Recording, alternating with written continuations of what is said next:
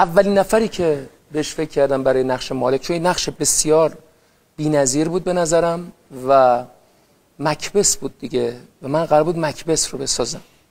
اولین نفری که بهش فکر کردم جواد عزتی. جواد یه سالی بود کار نمی‌کرد اصلا و منم گفته بود دیگه نمیخوام فیلم بازی کنم. یعنی بعد فیلم شنای پروانه و آتابایی که اون سال تو جشنواره نمایش داده شد دیگه جواد هیچ کاری رو نه فیلم و سریال بازی نکرد.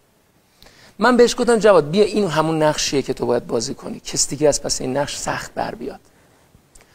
یه چند جلسه رفتیم و اومدیم و اینا، در نهایت تصمیم نگرفت که بازی کنه و من با 1-2 تا بازیگر مهم دیگه صحبت کردم تا اینکه در نهایت با محسن ترابنده ما یه قرارداد بستیم برای نقش در واقع مالک.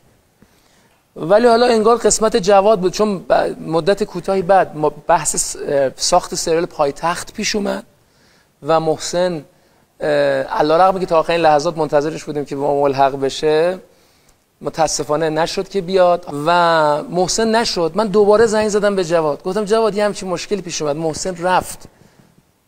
جواد گفت خب من که تو رو تنها نمیتونم بذارم. تو این مدت هم یه مقدار نرم شده بود دلش و اینا، دوست داشت بیاد بازی کنه و اومد و باز تا حتی در لحظه آخرم تردید داشت که بازی نکنه که خدا رو شکر پذیرفت و اومد بازی